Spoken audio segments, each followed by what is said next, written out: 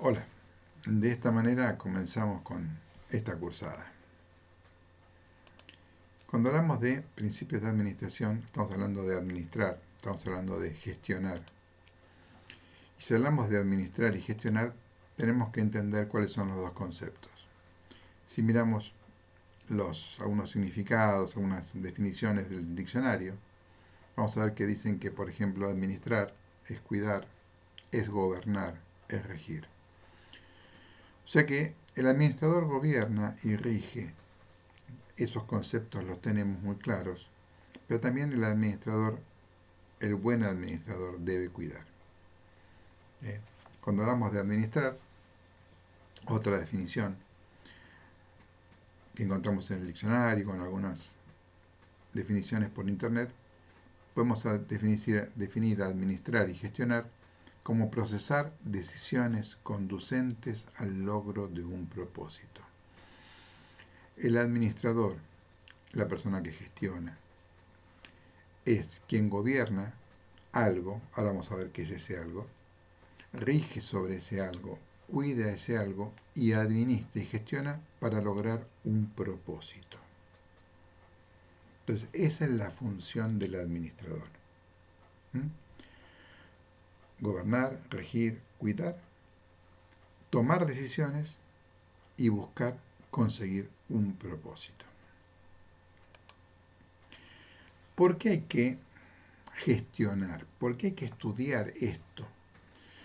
¿Por qué se gestiona? ¿Por qué es importante que en hoy, en el siglo XXI, exista este criterio de la importancia y la significación de una correcta gestión? Porque los recursos son limitados. Si nosotros tuviéramos recursos ilimitados, sin límites, no nos importaría tanto gestionar. Pero los recursos que dispone el administrador son chicos, son pocos, tienen un límite, tienen un fin. Al estar limitados, es importante que esos recursos se administren bien. Además, si administramos bien, utilizando la misma cantidad de recursos, podemos lograr mayor efecto. Con lo cual, tenemos mejoras, tenemos beneficios, tenemos ventajas. Entonces, hay un concepto clásico que es de eficiencia. ¿Qué es esto de eficiencia? Y lo vamos a desarrollar más adelante. Esto de consumir menos recursos. Los conceptos clásicos manejaban solamente el concepto de eficiencia. Los conceptos modernos, estamos hablando de eficiencia, pensando además que los individuos en general tienen que estar en un ambiente favorable. Y cuando decimos en general, estamos hablando de los miembros de la organización como el entorno.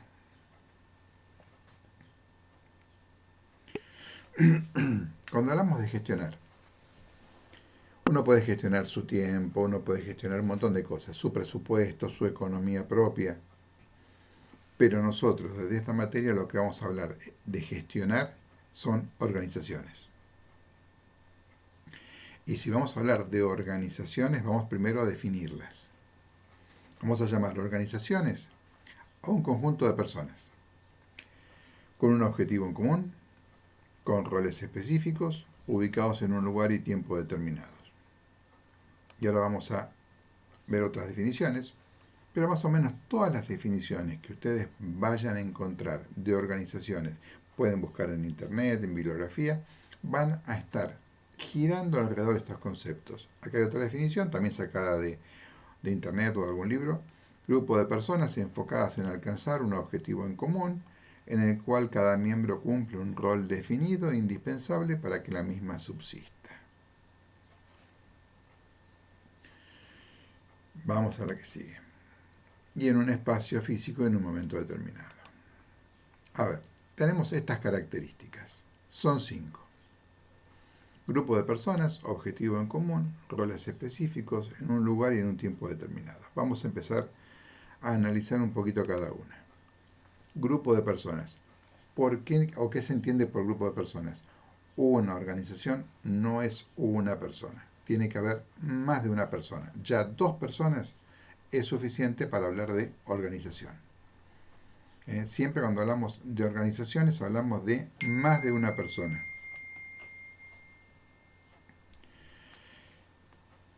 Segundo punto. Un objetivo en común. Estamos hablando de que hay por lo menos dos personas tienen un objetivo en común. Si estas dos personas tienen objetivos diferentes, no se van a poner de acuerdo, no van a tener objetivos comunes, no están coordinadas, no hay un objetivo en común. La organización persigue un objetivo en común. Roles específicos. Cuando hablamos de este grupo de personas que comparten un objetivo, se dividen tareas. Se dividen tareas. Uno va a hacer una tarea, otro va a hacer otra, en algún momento harán la misma tarea, en otro momento harán tareas separadas. Tienen tareas, tienen roles asignados. Tienen tareas a cumplir cada uno por su lado. En un lugar. Comparten de alguna manera un lugar. Hoy en día ese lugar, con la tecnología, con el avance tecnológico, ha cambiado y nos permite algunas libertades. Por ejemplo, ustedes hoy están escuchando esto y estamos virtualmente en el mismo lugar. Fíjense que en este rol de enseñanza-aprendizaje tenemos un grupo de personas, aquí yo tratando de transmitir algo, ustedes tratando de captar esto, tenemos todos un objetivo en común, aprender y compartir nuevos conocimientos. Tenemos roles específicos. A mí hoy me toca ser docente y a ustedes les toca ser alumnos. Tenemos un rol específico. ¿Tenemos un lugar? Sí, es un lugar virtual. No es un lugar físico, como lo pensamos siempre. Si estuviéramos en el aula sería un lugar físico. No estamos en el aula, estamos utilizando la tecnología, tenemos un lugar virtual, pero está el lugar. Solamente quien esté aquí puede estar escuchando esto. Y en un tiempo, es hoy, es el ahora, esto es para año 2020, primer cuatrimestre, medio del coronavirus. Esta es nuestra realidad. Nuestra realidad es este tiempo que nos marca esta forma de dar la clase. Si ustedes me dijeran hace 3 años, 5 años dictar la clase de esta manera, quizás hubiera dicho, no sé si podremos hacerlo. Hoy la tecnología lo permite y tenemos este tiempo que nos impone hacerlo de esta manera. Entonces, con estas 5 variables estamos definiendo una organización.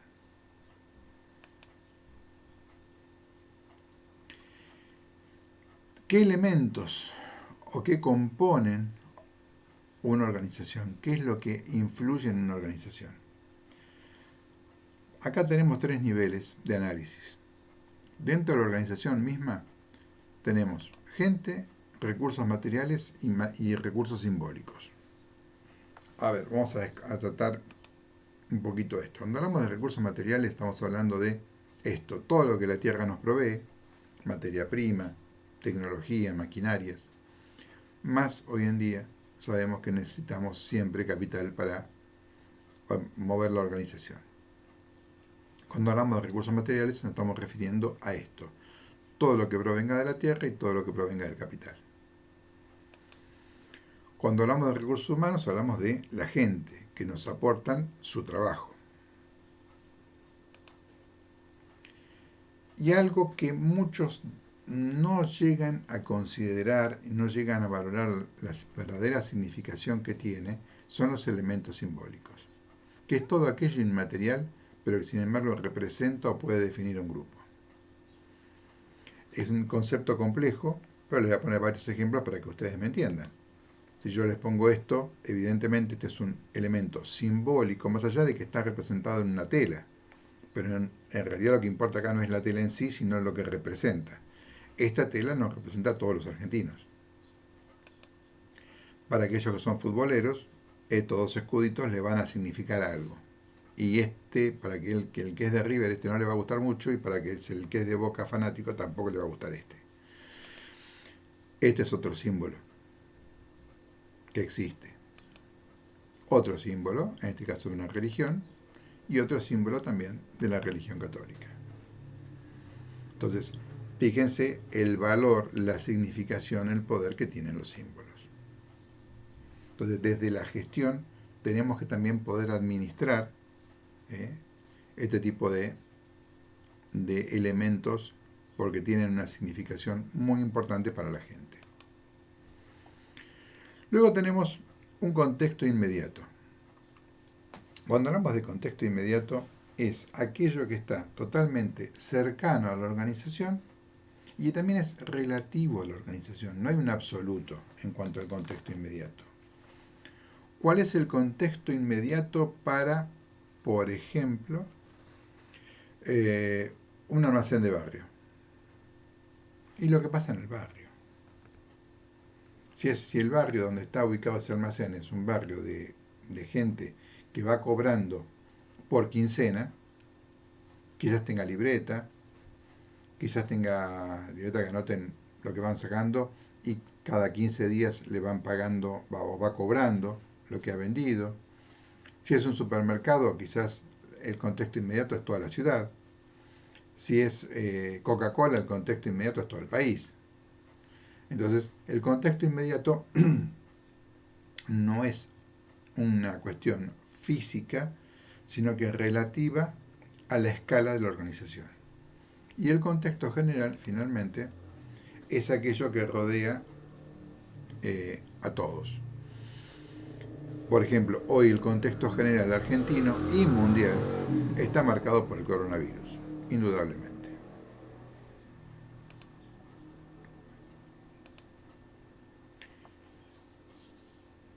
Continuando con las organizaciones, ¿desde cuándo hubo organizaciones? Desde el principio del hombre, donde varios cavernícolas, hombres primitivos, hombres de la edad de piedra, se organizaron y distribuyeron roles para decir que algunos espantaban a los animales mientras que otros los esperaban para matarlos con las lanzas o capturarlos. Ahí ya tenemos una organización. Pues tenemos un grupo de personas, un objetivo en común, roles definidos, un lugar y un tiempo. ¿Lograban sus objetivos? Esto acá, que les estoy mostrando, es un acueducto romano de la ciudad de Segovia. Este acueducto tiene más de 2000 años. Entonces la pregunta es, ¿les parece a ustedes que los romanos no lograron el objetivo? Por supuesto. El objetivo lo lograron. Este acueducto fue construido, funcionó y todavía sigue en pie. Estas organizaciones funcionaron, fíjense que les estoy hablando de la edad de piedra, estoy hablando de Imperio Romano hace 2000 años. ¿Estas organizaciones funcionaron? Sí. ¿Lograron objetivos? Sí. ¿Y cómo funcionaron? Funcionaron de una manera muy similar durante muchísimo tiempo, hasta que comenzó a producirse algo de esto. Algo de esto que fue llamado Revolución Industrial, que fue una revolución por los cambios que generó, pero en realidad no fue una revolución de un solo día, sino que fue un proceso. Duró aproximadamente desde 1780 a 1850, aproximadamente, y se dio específicamente en Inglaterra. ¿Por qué se dio este proceso, esta revolución industrial? Porque se dieron una suma de factores que coincidieron perfectamente para producir este resultado. En 1748 se comienza a utilizar el carbón mineral en la producción de acero, con lo cual el carbón mineral o coque genera una temperatura mayor que el carbón común, lo que permite producir un acero de mejor calidad. Al hacer un acero de mejor calidad, entre otras cosas, permite construir la máquina de vapor. Esto es desde lo tecnológico. Desde lo ideológico, en 1776, Adam Smith publica un libro llamado Riqueza de las Naciones, que es un cambio mental para la sociedad de la época. En 1789 se produce la Revolución Francesa. La Revolución Francesa cambia un paradigma de la época. En esa época el paradigma era que el poder absoluto lo tenía el rey como monarca, y la revolución cambia la figura y dice, el poder no lo tiene el rey, el poder lo tiene el pueblo. Entonces hay un gran cambio de mentalidad que afecta a la sociedad. Simultáneamente se da en Inglaterra un gran desarrollo textil. Inglaterra tenía muchas colonias, permitía, como a las que obligaba a comprar sus productos, y entre los productos que les vendía a las colonias, les vendía telas. La geografía inglesa, por ser una isla, impedía que en ese momento tuviera invasiones. El gran desarrollo tecnológico. Todo esto permite un gran desarrollo económico. Gracias a la tecnología y a la economía, empieza a haber una sobreproducción agrícola. O sea, el campo empieza a producir más de lo necesario. Conclusión, sobra gente. Había gente que se quedaba sin trabajo en el campo. Justo coincide con el desarrollo tecnológico y la creación de fábricas en las ciudades. La gente se queda sin trabajo en el campo, emigra a la ciudad, donde consigue trabajo. Hay estabilidad política, la gente crece, existe un crecimiento demográfico, crece la población, no la gente, crece la población, mueren menos personas, ¿por qué? Porque el incremento de tecnología hace que haya más posibilidades de tener buena salud. Al haber mejor salud, hay más mano de obra para trabajar ¿dónde? En las fábricas. La ciencia se desarrolla. Todo esto concluye en la revolución industrial. La revolución industrial permite producir más. ¿Con qué sistema? Con el sistema antiguo. El mismo sistema que se venía aplicando desde la Edad Media, que era el llamado sistema de taller. ¿Qué es un sistema de taller? Un taller es un lugar de trabajo, puede ser pequeño o grande. Los talleres habían crecido. Es más, se hablaba de fábricas, pero la fábrica seguía funcionando mentalmente, la estructura, la organización que tenía era la del taller. ¿Cómo es la organización del taller? Hay un dueño que tiene el poder. Hay varios capataces y hay obreros. El dueño manda y hay que obedecerlo. ¿Por qué? Porque es lo que corresponde. A ver, paradigma de esa época, ¿no? Era lo que correspondía y había que obedecerlo. Los obreros obedecen al dueño y ¿a quién? A los capataces. Los capataces y los obreros hacen todas las tareas. O sea, el dueño generalmente era un dueño surgido en el taller. Los capataces también habían crecido y se habían desarrollado y aprendido en el taller. Entonces todos sabían hacer de todo. Entonces, si el trabajo era producir algún elemento de madera, todos hacían la tarea de selección de madera, todos hacían la tarea de corte de madera, todos hacían la tarea de pintura de madera, todos hacían la tarea de armado, etcétera, etcétera. Todos hacían todo. Esa es una de las particularidades del taller. ¿Cuánto se va a producir? Y lo que se llegue a hacer en el día, porque se trabajaba, se era eficaz, se producía bien, se producían buenas mercaderías. ¿Se podía programar? No, porque había que hacer lo que se llegaba a hacer en el día. ¿Cuánto material vamos a necesitar para hacer esto? Lo que se necesite. Esa es la estructura del taller. No había datos específicos. Uno puede dar una estimación en el taller, calculo que más o menos va a llevar esta cantidad de material, pero exactamente no estaba todo definido. Entonces, estas organizaciones que hubo desde el principio y que lograban sus objetivos eran eficaces.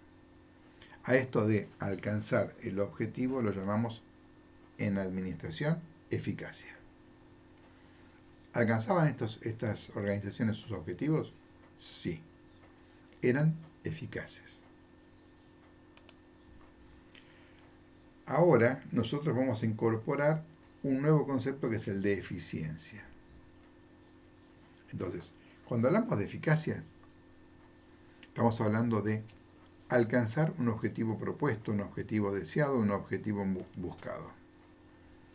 Siempre, como característica, vamos a decir que la eficacia es medible. ¿Es medible por qué? Porque la alcancé o no la alcancé.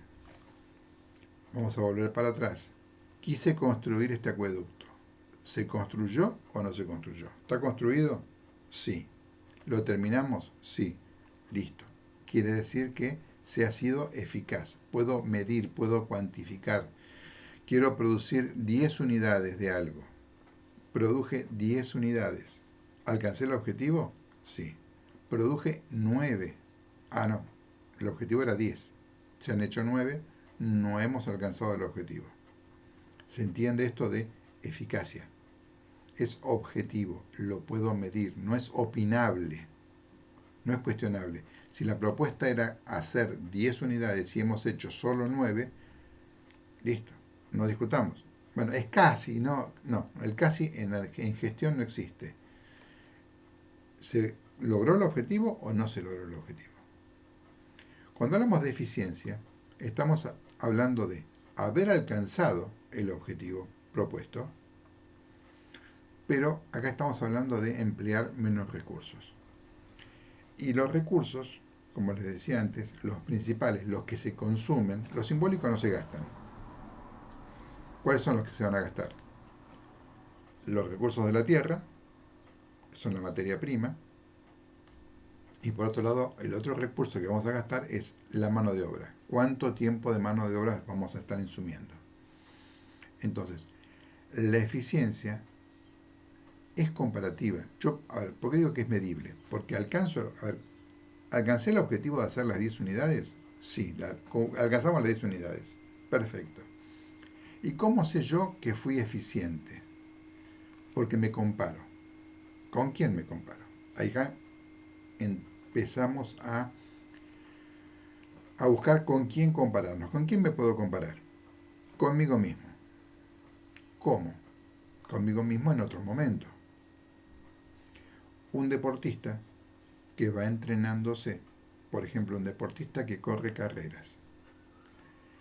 ¿Cuánto tiempo tarda en hacer X cantidad de kilómetros? Primera medición tarda X cantidad de tiempo. Si sigue entrenando, supuestamente va a ir haciendo la misma cantidad de kilómetros en menos tiempo. Si consigue hacer la misma cantidad de kilómetros en menos tiempo, es más eficiente que antes.